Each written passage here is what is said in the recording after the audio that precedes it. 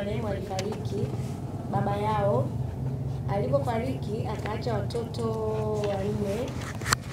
Kwenye hao watoto wanne wanasema marehemu aliacha usia. Wanasema marehemu aliacha usia wa maandishi kwamba kuna mtoto mmoja hayupo kwenye usia alioacha marehemu, lakini ulitenguliwa nadhani mahakamani baada ya kuona kwamba hakuweka sababu yoyote ya msingi. Na kinachoonekana marehemu alikuwa na mkwe wake, yani mtoto amemuoa binti yake, alikuwa anakaa pale pale kwake, na kipindi cha kumuuguza alikuwa ana participate sana. Kwa hiyo marehemu alipofariki, huyu ambaye alikuwa yuko karibu na marehemu sasa ambaye ni mkwewe, inavyoonekana walikaa kikao, wakawa wamebishana watoto kwa watoto kwamba watoto wanataka kaka yao mkubwa awe msimamizi wa mirathi, na wengi sasa ambao ni walikuwa wanamuona yule anamuguza marehemu akasema yeye ndo awe msimamizi wa mirathi. Umesema kwamba usia upo wa aina mbili. Kuna usia wa maneno na usia wa maandishi. Kuna usia wa maneno na usia wa maandishi. Lakini usia wa maneno unahusiwa na watu wanne. Swali langu, je, endapo kwamba usia wa maneno ambao umeutoa, wale mashahidi wanne wote wakaanza kutangulia kufa, akabakia ule mtu wa usia, je, ule usia utakuwa unaendelea kufanya kazi ama kutakuwa na vinginevyo? Pia kwenye usia ziko usia za aina kuu mbili. Kwanza kuna usia wa mdomo au wa maneno, lakini pili kuna usia wa maandishi au usia wa kuandika.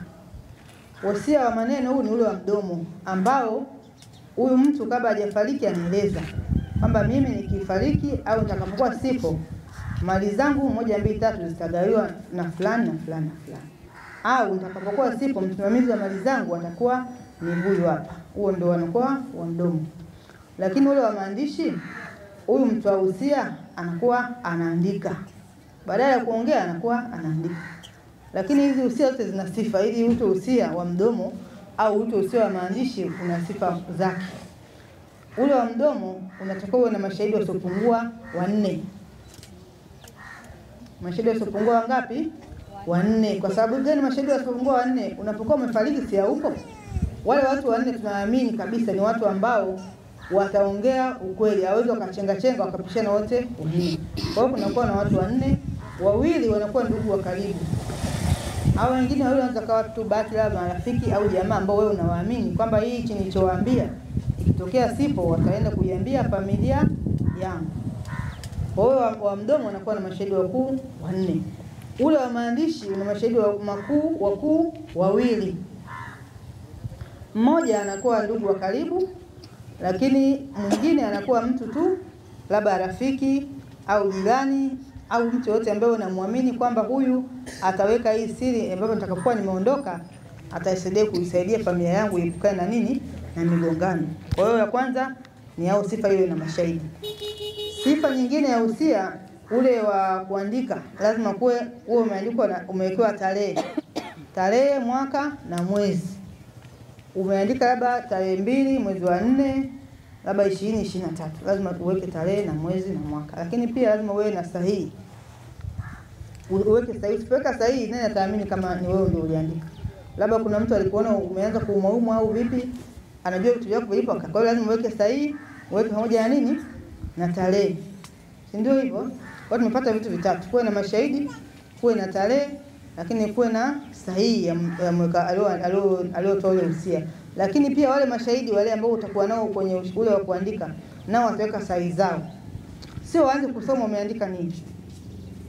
Yeye ukifika pale utamuelekeza tu kwamba huu ni usia wangu ambao mimi nimeandika, naomba wewe utakuwa shahidi. Anaweka sahihi. Sio waanze kusoma kwamba hichi nimempa huyu, hichi hapana. Atasahihi pale. Lakini pia usia unatakiwa uhifadhiwe. Usia ni kitu cha siri, sio kitu cha wazi. Ni nyaraka ambayo ukishaiandika inakuwa ni siri. Vile vile hata ule wa mdomo anapokuwa ametamka hauwezi kwenda kuanza kuambia watu tu wakati bado yuko hai. ikitokea wewe umekuwa shahidi, siku akifariki ndio unaenda kuwaambia wale watu wake wa karibu ambao tunategemea familia yake, kama ni mke na watoto au kama ni mume na watoto waeleze. So unaenda kuwaambia tu watu mtaani kijiweni, fulani kasema hivi na hivi, utakuwa umeleta magomvi kwenye ile familia. Kwa hiyo usia zote zinakuwa ni siri. Sasa ule wa maandishi unaweka wapi?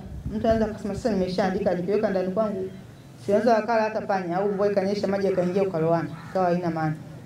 Kuna sehemu za kuhifadhi usia ambazo tunawashauri wananchi wakahifadhi wapi kwa ajili ya usalama wa ile nyaraka.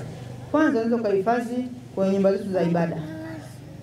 Kule kuna viongozi wa dini ambao tunawaamini, wanaweza kuhifadhi ile nyaraka, ikitokea huko ikaletwa kwa utaratibu ikaja pale kwenye familia yako. Lakini pia wengine wanahifadhi benki.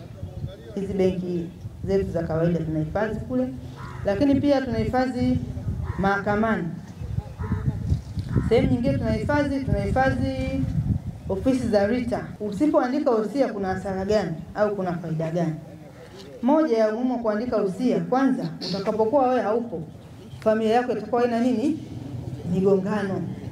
Ile mimi nachukua hichi, sijui fulani nachukua hichi, inakuwa umeiepusha. Kwa hiyo kama ni mjane umemwacha kwenye usalama. Lakini pia kama ni mgane naye anakuwa kwenye usalama, kwa sababu tukumbuke pale anakuwa tayari yuko kwenye matatizo. Tena ukimpa matatizo mengine inakuwa ni shida. Kwa hiyo utaacha familia yako kwenye usalama na utulivu.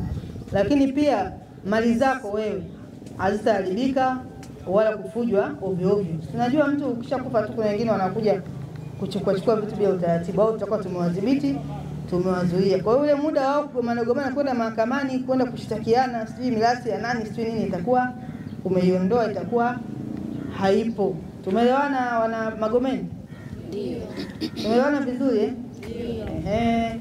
Kitu kingine hapa kwenye wosia nilikuwa napenda kukigusia zaidi ni kuna watu wengine, sio kila mtu ana sifa za kuwa kwenye usia. Ni nani anastahili kupata kitu fulani au ni nani anastahili kupata kitu fulani? Pale unapoandika usia, sheria inataka mtu mnufaika wako wa kwanza au ile familia yako ya kwanza ndio wewe unufaika namba moja. Nikisema hiyo ina maana gani? Kwa mfano wewe ni mume, una mke, una watoto, wewe ndio unufaika wako wa kwanza kwenye usia. Au kama umeandika wewe mwanamke, umeandika mume wako tutamuona pale na watoto tutawaona pale.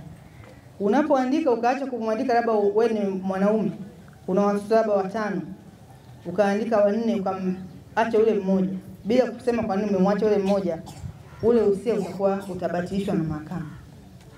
Kwa hiyo unapoandika una watoto labda 4, uandike wote.